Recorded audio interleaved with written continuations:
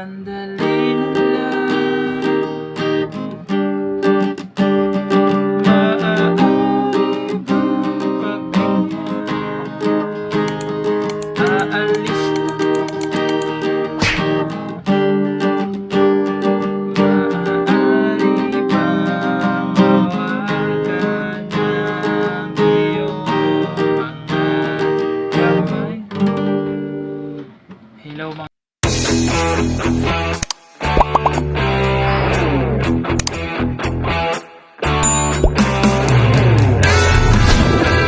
idol.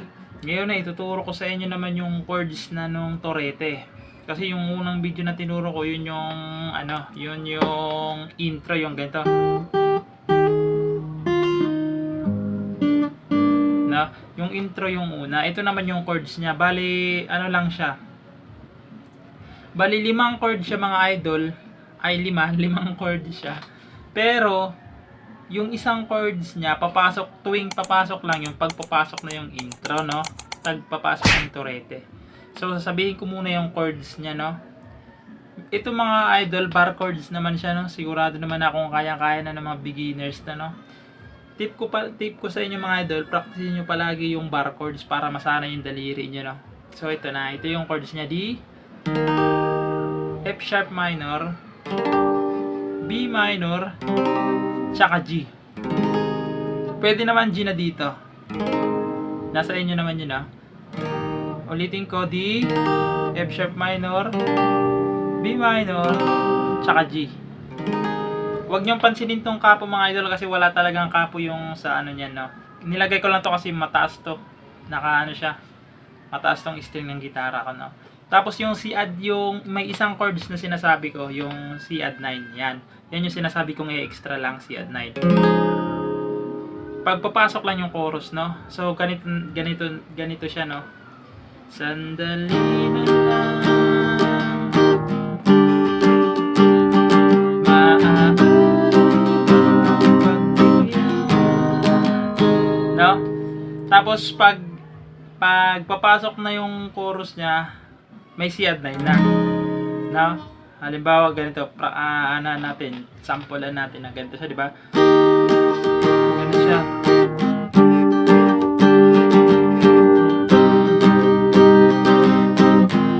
Tapos dito na papasok, C add 9. Ganun siya.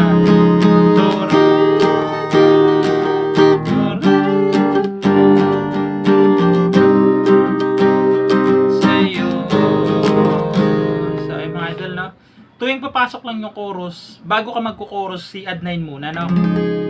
Okay? Sunod ng G mga idol, sunod ng G, C add 9 muna bago ka pumasok ng chorus, no? Sana naintindihan nyo. So ituturo ko muna yung chords, no, para at least tugtugin mo ng beginners, alam nila. Yung D, first string, second string, first string, tsaka third string. Take note mga idol, ito na yung first fret ko mga idol, ito na yung first fret kasi may kapo akong nilagay, eh. Ito na yung first fret ko, no? Sa inyo, kung mababa yung string ng gitara nyo, huwag nyo lagyan ng kapo, kasi sa akin nilagyan ko lang kasi mataas. So ayan mga idol, no? D, F sharp minor. Yung F sharp minor, repeatin nyo lang tong fourth string tsaka fifth string, repeatin nyo, tsaka i-bar nyo to sa second fret, yan, bar. Tapos yung B minor, nakabar pa rin to. Tapos ipitin nyo lang tong third tsaka fourth tsaka second string. Ipitin nyo yan. Yan yung B minor, no? Tapos G. Yung G, ipitin nyo tong first tsaka second string tsaka sixth string tsaka fifth string. Ipitin nyo yan, no? Yung C add 9 na sinasabi ko, ibababa nyo lang to. Yan. Ibababa nyo lang sila. Ito nasa fourth string na, ito nasa fifth string na. Papasok lang to mga idol kung papasok na yung chorus, no? Pag magko-chorus na, no? I-strum muna, gaganyan.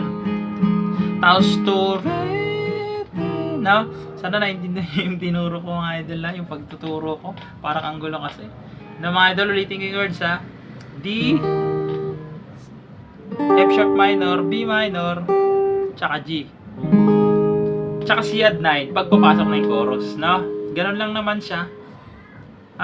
Yung strum niya mga idol, pwedeng down, down, up, up, down, down, up, down, up.